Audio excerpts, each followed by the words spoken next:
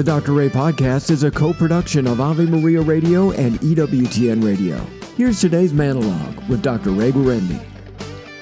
If you read a lot of books on modern parenting, and you listen to a lot of the experts, they will talk about the teen years as very, very difficult years. Parents hear these kinds of things from every direction. You got a 3-year-old, a 5-year-old, a 9-year-old, and you're really enjoying them. And then somebody will say, oh, yeah, enjoy them now. Those teen years are right around the corner. Then you're going to find out.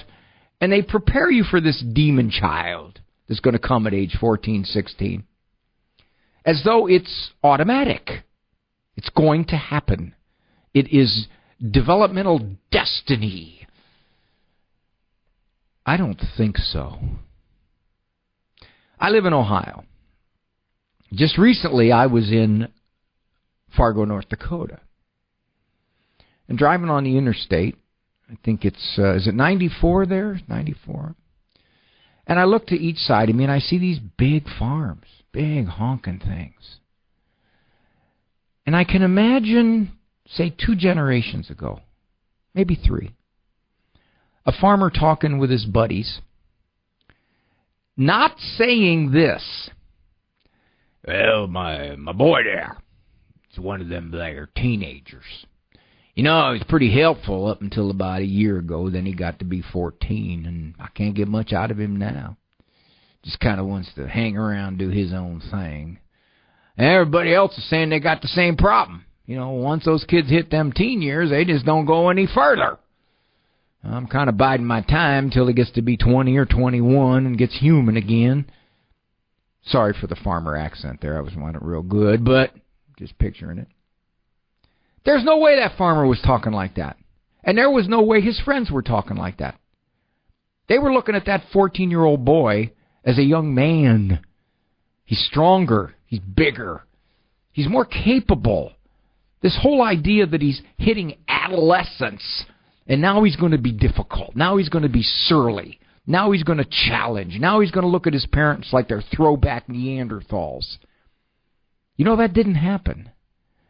And you don't have to go back 2 generations. I think it is that way all the way back.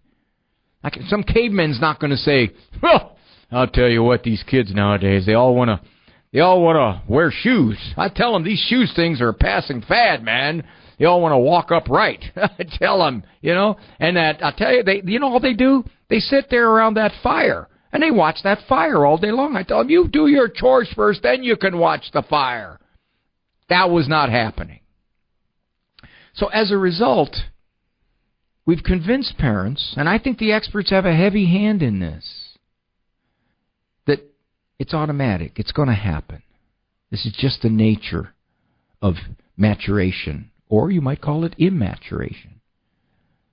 I don't think so.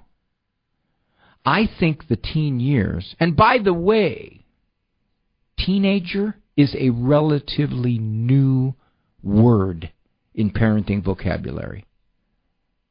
3 generations, 4 generations ago, you didn't hear, he's a teenager, as though it's some kind of encapsulated period of life. I think it's more cultural than developmental. To use the words of Ricky Ricardo, let me explain. All right, you people don't know who Ricky Ricardo was. It's just, look, Dustin's in, he's in there going, who's Ricky Ricardo? When a kid hits the teen years, he's much more attuned to looking all around him and to comparing. What don't I get to do that I want to do? What do other kids get to do that I can't do? What kind of limits are my parents putting on me that I don't like? I think I'm big. I think I'm responsible. I think I should have those freedoms, and they're not letting me have those freedoms. So there's a disconnect. You know, when you're 8 years old, you just love your parents. You think, all righty, my mom is my hero, and my dad is my hero. Sorry, my mom is my heroine, but I didn't want to say that. It sounds like a drug. So given that, they go from, you're the most wonderful people in the world, to I start to question you. But it isn't because I'm 14 automatically that I start to question you. Yeah, there's a lot of physiological changes that take place, of course. And boys get feistier and girls may get a little more emotional. Okay, I grant that. But this attitudinal aspect that so often can come with teenagers, it's not automatic. It doesn't happen always, but it can come. It can come much more common, I think, than uncommon. It's cultural. We live in a culture that is very pleasure-filled, has many options for entertainment. It's really kind of materially spoiled. Us grown-ups included in that. So the kids see this, and they want it. And oftentimes their parents are the only things kind of standing in the way in their minds. So they become resistant or resentful, maybe deceptive.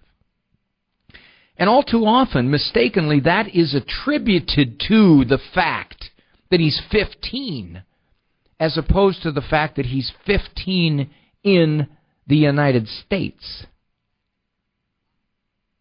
I was in Cleveland not so long ago. There was a woman at the hotel that I was signing into. She was clearly from another country. I said, "Where are you from?" "Nigeria." "Are you here to stay?" No, just here for educational purposes." "Can you tell me right offhand what you see as a big difference between your country or where you live and ours?" She didn't skip a beat. She said, "Your children." So what do you mean? She said, "Our children would never, ever do these kinds of things to their parents, would ever talk to their parents that way, would never treat their parents that way." This woman's coming from a third world, in many respects, country. Nigeria is heavily populated, but it's still kind of an undeveloped country compared to the U.S. Certainly not as materially rich as the U.S. So for her, there wasn't really this thing called adolescence or teenagehood, not like we experience it anyway.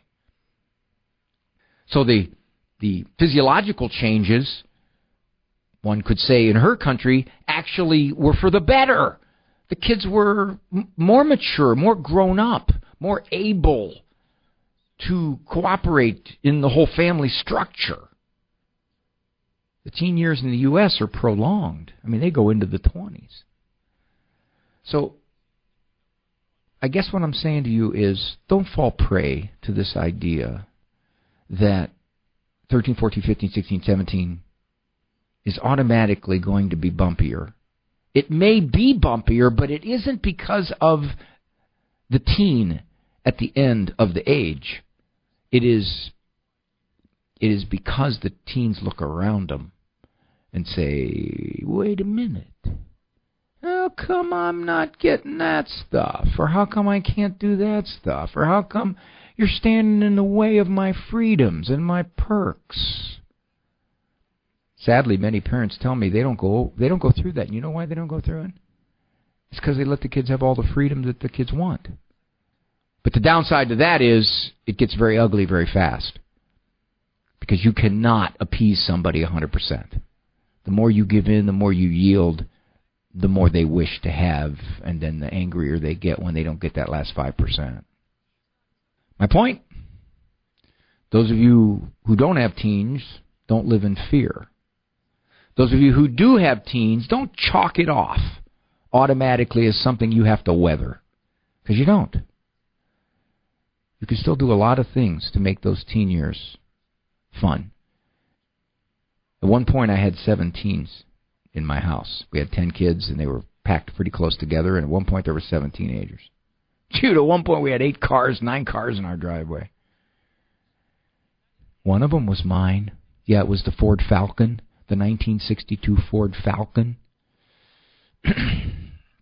So, what we found was that as long as we kept up the loving strength of being a parent, the teen years were pretty much fun. The kids got our jokes, and the kids laughed, and it was pretty neat. And I've had some parents, believe it or not, tell me I like the teen years better than all the other years. More of Dr. Ray's monologues can be found on his website, drray.com. Monologues as well as full-length programs of The Doctor Is In can be heard at AveMariaRadio.net and EWTN.com/radio.